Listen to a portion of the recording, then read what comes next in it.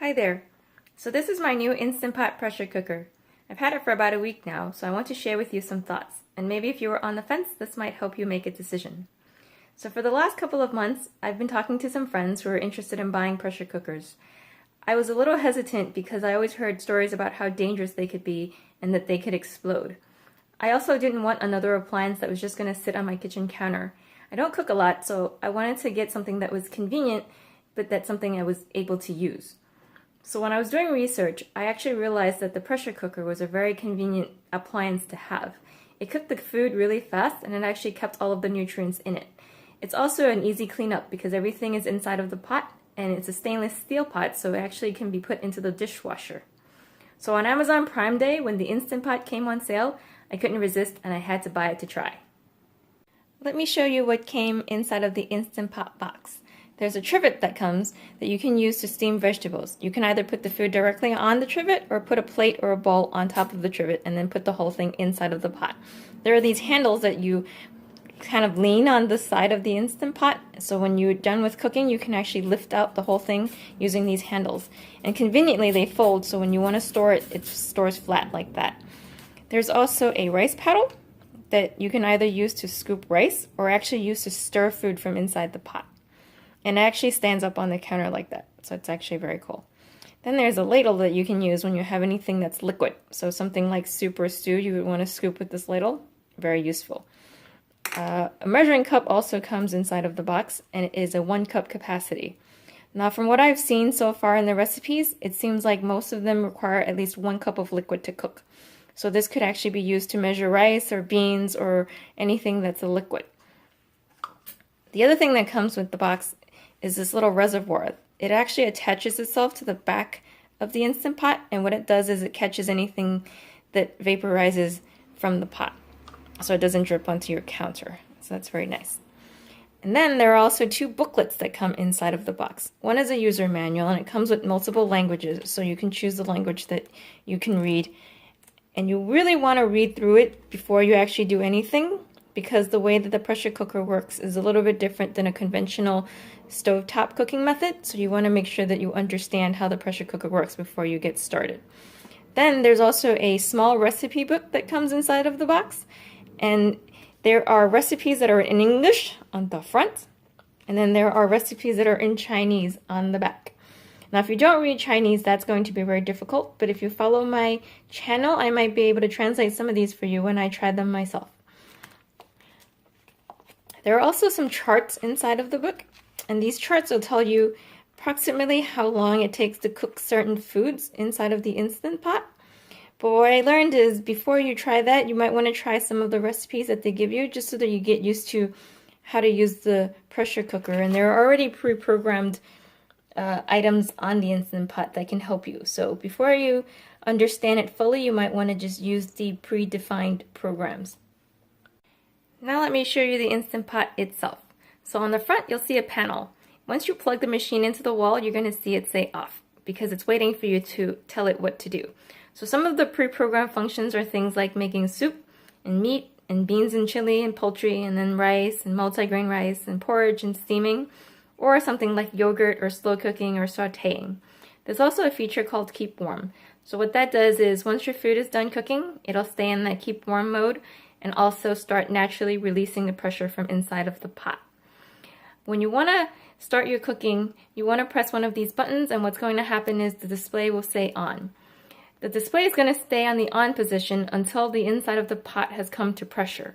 That could take somewhere between 5 to 10 minutes, and then the clock is going to count down from the cooking time. So let's just say you hit poultry and it's going to take 12 minutes to cook the poultry. It'll first take about 5 to 10 minutes to come to pressure and then start counting down to 12 minutes for the poultry. And then at the end, it's going to automatically go into the keep warm mode. So at that point, you can either hit cancel and then manually release the pressure, or leave it on keep warm and let it naturally release. And that could take somewhere between 10 to 20 minutes, depending on how much stuff you have inside of the pot. So on the back, you're going to see this is called the quick release valve. When you're cooking, you should make sure that this is always in the back, where it's called sealing. If you want to manually release the pressure from inside the pot once the cooking is done, you just pull this lever towards yourself into the venting position. Now keep in mind, because the pot is pressurized, the steam is going to be very, very hot. So what I suggest you do is take a towel or a oven mitt before you touch this steam release. Also, what I found useful is once I release the steam, there's going to be a lot of steam shooting out of this valve. I put the towel on top just to cover it. That way it makes less noise and the steam doesn't shoot everywhere. Now on the side, you're going to see this thing called a float valve. It's in the down position right now because there's no pressure inside of the pot. So when the pot is fully pressurized, you'll see that this button is all the way up at the top. You will know that the pot is completely depressurized when this goes all the way into the down position. So if you're naturally doing a steam release, all you have to do is make sure that that's all the way down and you will know that there's no more pressure inside of the pot. And if you do the manual release, you'll see that this will pop down by itself. On the side is the electrical plug, right there. To be safe, I've been actually putting all of the food that I'm going to cook inside of the pot before I actually plug it into the wall.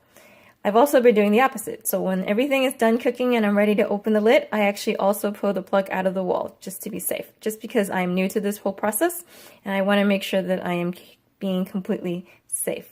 Another thing I wanted to point out is once the pot starts cooking, all of the metal surfaces are going to be very, very hot. So you don't want to touch anything while the pot is in a cooking mode. So to open the lid, you're going to give it a twist and you'll hear a click. After that, you can actually pull the entire lid off of the pot and you can actually set that aside or actually hang it off the left or the right side of the pot like that. Underneath the lid, you're going to see this white silicone ring, and what that is a sealer. And the book suggests that you actually give this a wash after every thing that you cook just so that it doesn't keep the odor of the last thing that you had cooked. But you want to make sure that you put it all the way back in before you start cooking the next thing. On the side over here is actually a filter. What that is it tries to keep food particles from getting into the steam valve. So you need to pop this off and give it a wash and then pop it back on. There's no buttons or any mechanism. It just pops off and pops back in. Inside, you're going to see the stainless steel inner pot. Now, I bought a 6-quart, so you'll see the measurements on the side. It's actually a very heavy-duty stainless steel pot, so that's actually a very good thing. Also, it is dishwasher safe, so if you want to wash it in the dishwasher, you can also do that. I've actually been washing everything with soap and water, but you can totally put this into the dishwasher. You cannot put the lid in the dishwasher, so just remember that. To close the lid, all you have to do is take it off and put it back into the right position. You're going to make sure that it actually goes all the way in, and then you're going to give it the twist and you'll hear that click, and that means it's completely secure. If you tug on it, it's not going to come off. So that essentially is the Instant Pot pressure cooker. Now you can also take the lid off and have it on saute mode to do things like brown meat or saute garlic or peppers or onions before you add liquid to do the pressure cooking. So I've had this for about a week. I've tried some of the easy recipes from the book and also from some other YouTube videos, and I think that the pot is a very good tool to have in your kitchen.